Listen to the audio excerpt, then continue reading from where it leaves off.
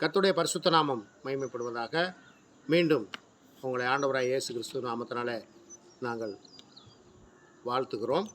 இந்த நாளிலும் 1 யோவான்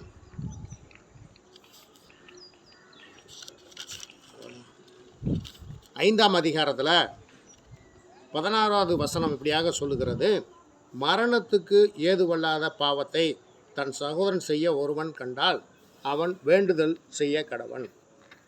அப்பொழுது அவனுக்கு ஜீவனை கொடுப்பார். யாருக்கென்றால் மரணத்துக்கு ஏதுவல்லாத பாவத்தை செய்கிறவர்களுக்கே. மரணத்துக்கு ஏதுவான பாவமும் உண்டு, அதை குறித்து வேண்டுதல் செய்ய நான் சொல்லேன். அது என்ன மரணத்துக்கு ஏதுவான பாவம்? மரணத்துக்கு ஏதுவல்லாத பாவம் என்னவென்றால், ஆண்டவரை ஏற்றுக்கொண்டு ஆண்டவருடைய பிள்ளையாக, ஒரு விசுவாசியாக, ஒரு ஊழியக்காரனாக இருக்கிற ஒருவன் சாவுக்கு ஏதுவல்லாத பாவத்தை, சாவுக்கு ஏதுவல்லாத பாவம் எது என்றால், வேதம் சொல்லுகிறது கோபப்படுதலே பாவம். கோபப்படாத மனுஷன் யார் இருக்கா? சரி, கோபம் வருகிறது. இந்த கோபத்தை ஆண்டவரிடத்தில் மன்னிப்பு கேட்டு, எனக்கு கோபம் வராதபடிக்கு என்னை காத்துக்கொள்ளுங்கள் என்று மன்னிப்பு கேட்கலாம். இதுக்கு மன்னிப்பு உண்டு. ஆனால் அந்த கோபத்திலே நாம் ஒருவனை கொன்று போட்டுவிட்டால் இது சாவுக்கு ஏதுவான பாவம்.